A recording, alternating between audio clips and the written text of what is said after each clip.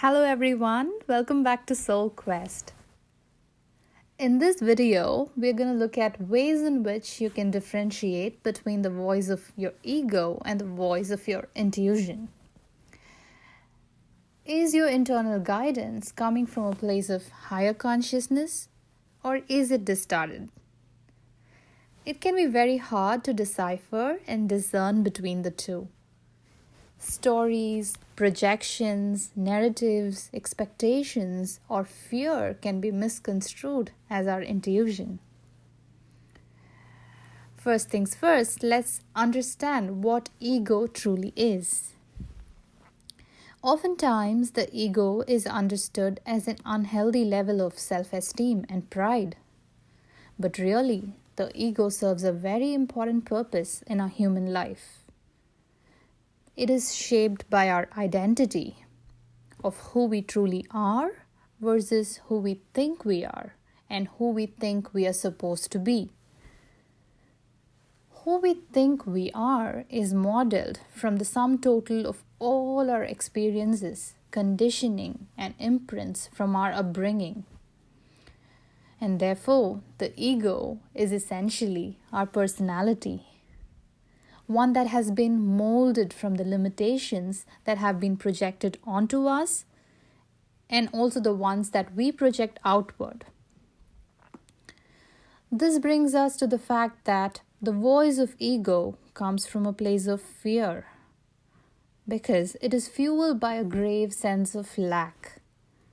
The ego learns to cope with all the projections by presenting itself as greater than, so it can fill the void of not feeling enough in its own right. The process of spiritual healing and ascension primarily revolves around ego dissolution for this reason.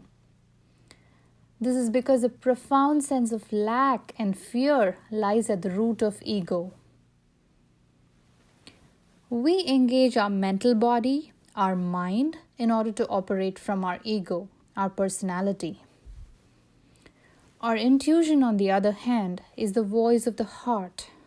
It is who we are, unadulterated by the imprints society and our past experiences have cast upon us. It comes from a place of abundance and it helps us move forward to the next step in our journey. Our gut instinct is often confused with our intuition. Our gut instinct, as the name suggests, is from our gut, our solar plexus, not from our heart.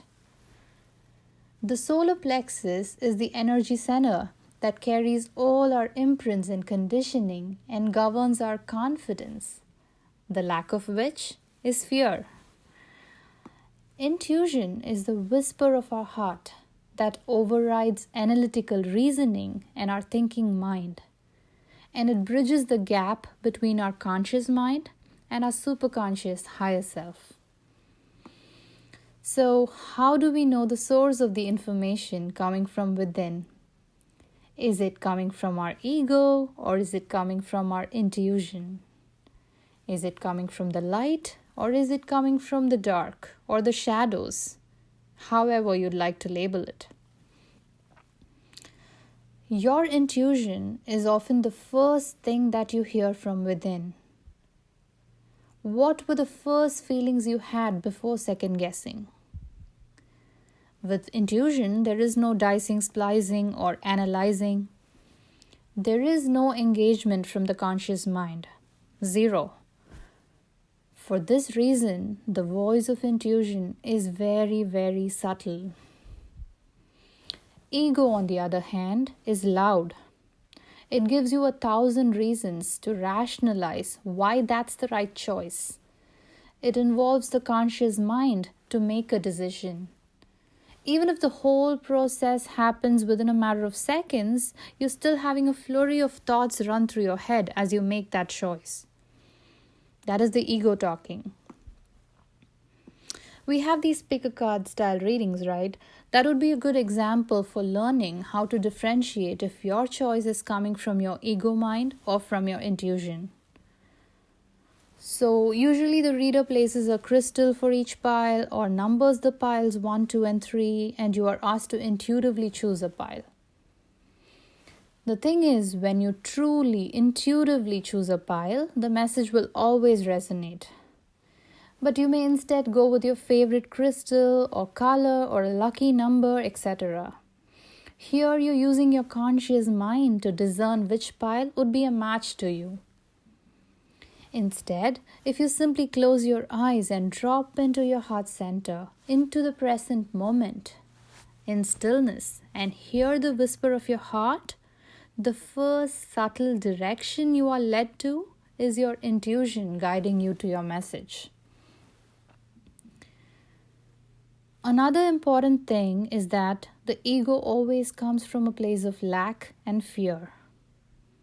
And so when you're trying to discern if the choice you're making is coming from a place of ego, it usually is if it is holding you back from realizing your potential. It instills a sense of lack and exacerbates low self-worth, and the decision is driven by a core fear.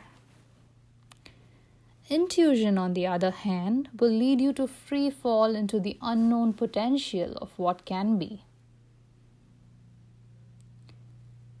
Ego persuades, intuition does not. So if your mind is cluttered with a million thoughts, you are more than likely to miss the voice of your intuition. Your intuition will never rationalize the choice for you, but your ego, it will keep insisting. You can apply this to discern if your internal guidance system is festered with distortion as well. If the message is laced with an undercurrent of fear and lack, with a huge focus on attaching to the past or future, it is likely distorted. Higher guidance always anchors you to the present moment. It comes from a place of love and non-judgment. It will never lead you to be critical of yourself or another. You will feel fully accepted and embraced. Another telltale sign is the urgency of the message. It can give away a lot. Your intuition or higher guidance will never persuade you. There will be no ultimatums or time-sensitive guidance. Messages that usually carry a sense of urgency, like you have to do this right now or share this message right now, usually carries with it a lot of distortion. If you are channeling information and you have this uncontrollable urge to put it out immediately, it is usually not from a higher source. A simple way to discern is to ask with sovereignty if the source of the information is positively polarized towards the ascension of the individual and Gaia. A negatively polarized consciousness or entity will not and cannot answer yes. No matter what information you seek from within, always make sure that you decree with sovereignty that the information received be for your highest good and that of the collective, and decline access to any negatively polarized consciousness. Another important point to remember is that ego always projects blame outward, while intuition always takes ownership and directs you back to yourself. I hope this information helps you the next time you're trying to discern between the voice of your ego and the voice of your intuition. I will also be posting a short light language chant that will help you with ego disillusion. If you would like to follow me on other social media platforms, I'll drop the links below. Thank you for being here. See you next time.